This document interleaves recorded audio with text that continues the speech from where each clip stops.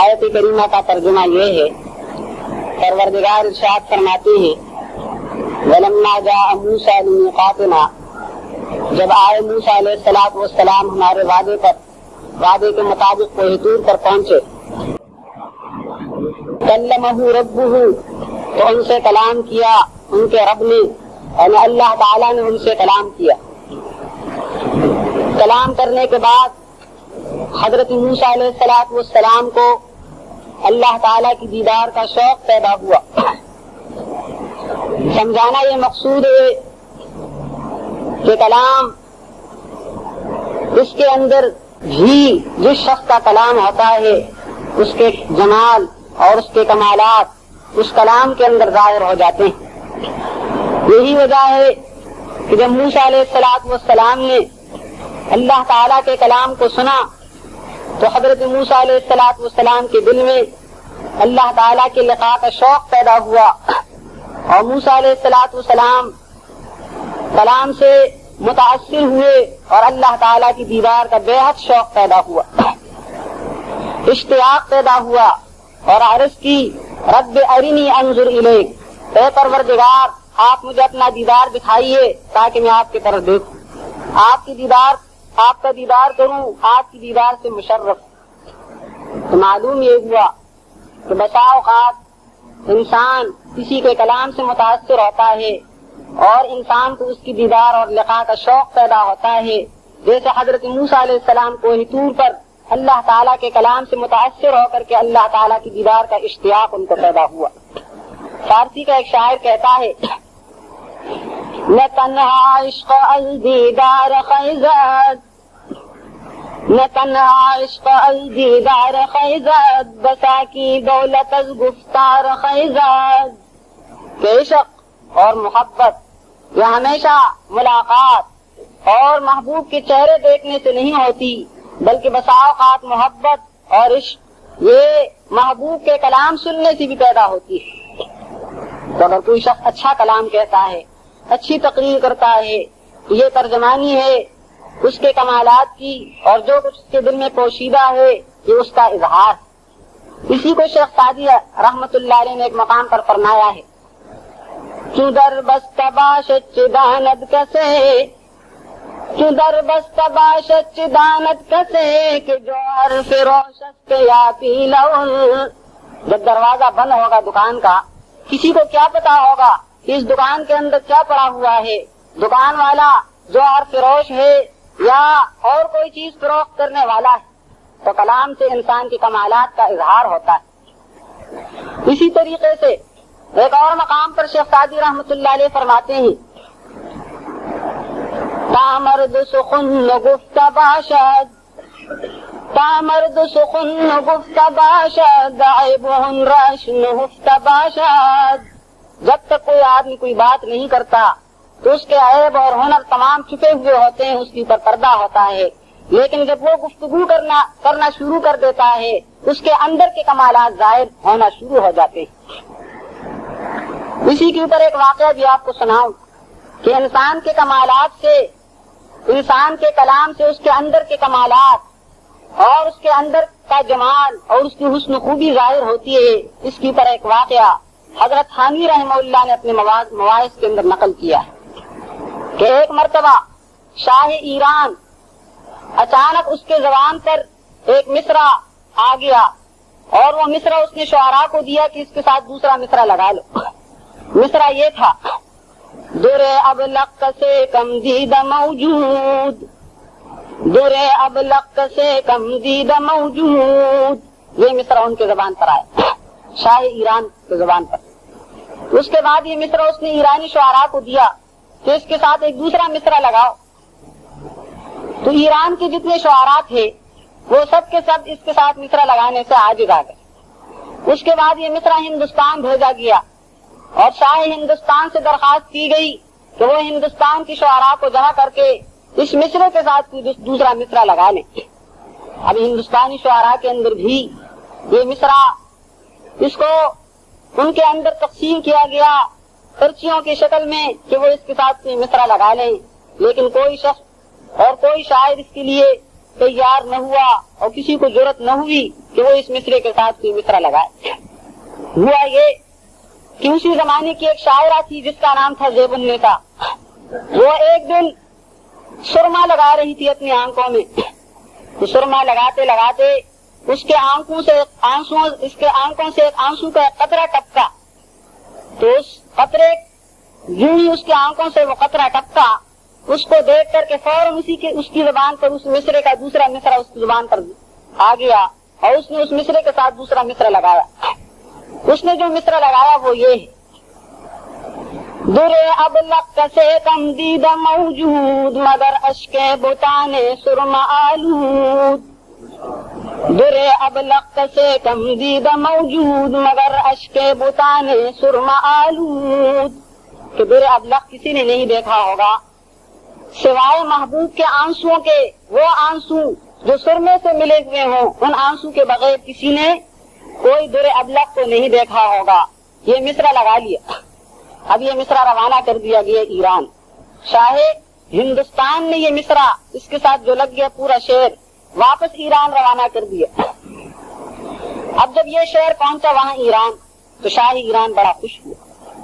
اور اس نے وہاں سے انعامات وغیرہ بھیجے اور تحفے تحائف بھیجے، ہدایہ بھیجے،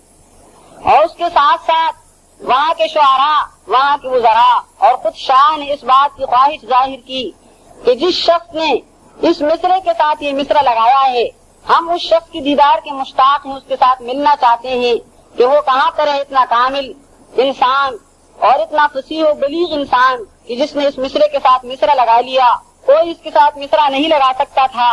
اور اس شخص نے لگا لیا، ہم اس کو دیکھنا چاہتے ہیں اور اس کی دیدار کا اشتیاق ہمیں پیدا ہو گیا۔ یہ خط جب وہاں ایران سے ہندوستان پہنچا ہے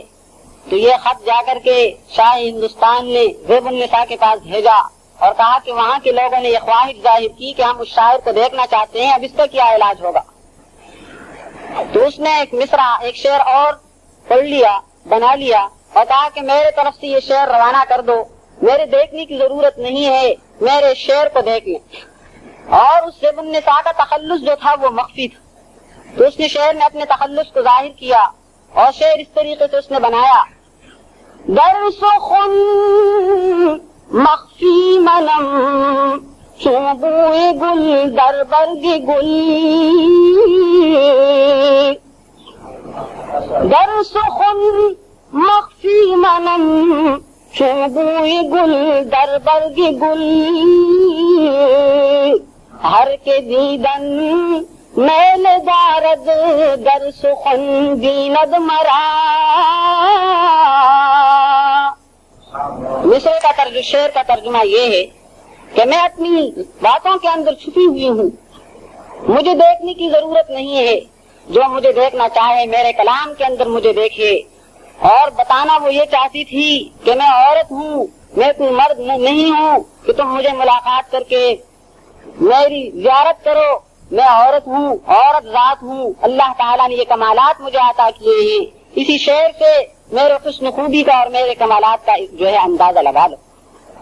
آگے مولانا روم فرماتے ہیں، چیز تو قرآن اے کلام حق شناس، چیز تو قرآن اے کلام حق شناس، رونما یہ ربنا سامد بنا، کہا کہ انسان تجھے معلوم ہے یہ قرآن کریم کیا چیز ہے، یہ اللہ تعالیٰ کا دیدار اس میں موجود ہے، اللہ تعالیٰ خود ہمارے اندر، اللہ تعالیٰ کی دیدار سے ہم مشرف نہیں ہیں، لیکن اللہ تعالیٰ کے کلام کو پڑھ کر کے اللہ تعالیٰ کے انوار اور اللہ تعالیٰ کی بلندی اور اللہ تعالیٰ کے رفعتوں اور عظمتوں کا اندازہ لگا سکتے ہیں۔ یہی وجہ ہے کہ ہر نبی کو ایک خاص معجزہ دیا گیا، حضرت عیسیٰ علیہ السلام کو معجزہ دیا گیا، اس زمانے میں بڑے بڑے سائنسداں اور ڈاکٹر موجود تھے تو آپ کو اللہ تعالیٰ نے مردوں کو زندہ کرنے کا معجزہ دیا، حضرت موسیٰ علیہ السلام کے زمانے میں جانور موجود تھے تو اللہ تعالیٰ نے آپ کو لاٹھی کا معجزہ دیا، حضور علیہ السلام کے زمانے میں بڑے بڑے فصحاء اور بلغاء تھے تو اللہ تعالیٰ نے آپ کو فصاحت اور بلاغت کا معجزہ دیا، کہ کوئی کافر جو فصاحت اور بلاغت کا دعویٰ کرتا ہے وہ کھڑے ہو کر کے قرآن کریم کے ایک ادنا سی ادنا آیت کا وہ مقابلہ کر لے. چنانچہ وہ سارے کے سارے عاجز ہو گئے. کہنے کا مقصد یہ ہے کہ صحیح فصیح اور بلیغ بات یہ بڑی اچھی بات ہے اگر انسان اس فن کو سیکھے، لیکن بشرطے کہ انسان اس کو کسی محل کے اندر استعمال کرے. اس لیے کہ زبان کی مثال تلوار کی سی ہے. جراحت السنان لہل تیام ولا یلتام ما جرح اللسان، کہ تلوار لے کر کے اگر آپ کافروں کے ساتھ لڑیں گے تو جہاد شمار ہوگا، لیکن تلوار لے کر کے اگر آپ مسلمانوں کو ماریں گے تو یہ قتل ہوگا، جس کی سزا ہمیشہ ہمیشہ جہنم میں جلنا ہے. یہی وجہ ہے ابن کثیر تفسیر ابن کثیر میں علامہ عماد الدین رحمہ اللہ نے ایک روایت نقل کی ہے جو منہاج التبلیغ کے اندر علامہ دوست محمد قریشی نے بھی نقل کی ہے کہ حضور علیہ السلام جب معراج پر تشریف لے جا رہے تھے تو آپ نے دیکھا کہ وہاں پر کچھ لوگ ایسے ہیں کہ ان کی زبانوں کو قینچیوں سے کاٹا جا رہا ہے. آپ نے پوچھا حضرت جبریل علیہ السلام سے یہ کون لوگ ہیں؟ فرمایا کہ یہ وہ واعظین ہیں جو دوسروں کو تو واعظ کرتے تھے، ان کو راہ راست بتایا کرتے تھے، لیکن یہ خود اس کے اوپر عمل نہیں کرتے تھے. اسی کو کسی فارسی شاعر نے یوں کہا، واعظا کی جلوہ بر محراب منبر می کنن، واعظا کی جلوہ بر محراب منبر می کنن، چون بخلوت می رون آکار دیگر می کنن. اسٹیج کے اوپر کھڑے ہو کر تو بڑے اچھلتے ہیں، لوگوں کو واعظ و نصیحت کرتے ہیں، لیکن جب تنہائیوں کے اندر جاتے ہیں تو وہی کچھ کرتے ہیں جو دوسرے کرتے ہیں. جب انسان اپنے عمل علم کے اوپر اور اپنی تقریر کے اوپر خود عمل نہیں کرے گا، کوئی شخص اس سے اثر حاصل نہیں کرے گا. تو فصاحت و بلاغت سیکھنا اور اچھی تقریر کرنا یہ اللہ تعالیٰ کی نعمت ہے، بشرطے کہ اس کے ساتھ ساتھ خود بھی اس کے اوپر عمل. اور انسان کی زبان کے اوپر وہی بات آتی ہے جو خود اس کے دل کے اندر ہو. اگر وہ خود بے عمل ہے، چاہے وہ کتنی چکنی چپڑی باتیں لوگوں کے سامنے پیش کرے، لیکن لوگوں کے اوپر اس کو کوئی اثر نہیں ہوتا. اور زبان سے دل کی بدبو یا دل کے اندر جو صفائی اور ستھرائی ہے اس کی خوشبو وہ ظاہر ہو جاتی ہے. اس لیے مولانا معروم رحمہ اللہ نے اس کو ایک مقام پر یوں بیان فرمایا ہے کہ بوئے کبرو بوئے ہرسو بوئے آز، بوئے کبرو بوئے ہرسو بوئے آز، اور در سخن گفتن بیاید چون پیاز. کہ کبر اور حرص حسد اس کی بدبو زبان سے اس طریقے سے نکلتی ہے، منہ سے جس طریقے سے پیاز انسان کھا لیتا ہے اور پیاز کھا لینے کے بعد انسان کے منہ سے بدبو نکلتی ہے. آگے فرماتے تو ہمیں خسکی و بوئے آحرام، تو ہمیں خسکی و بوئے آحرام، میزند بر آسمان سبز فام. کہ تو یہیں پڑے پڑے سوتا ہے، لیکن تیرے دل کی جو بدبو ہے کبر اور حرص اور حرام خوری اس کی بدبو اللہ تعالیٰ کے عرش تک پہنچی. تو میرے بزرگوں یہ چند باتیں میں نے آپ کے سامنے عرض کی. اللہ تعالیٰ مجھے اور آپ سب کو عمل کی توفیق نصیب فرمائے. واخر دعوانا اور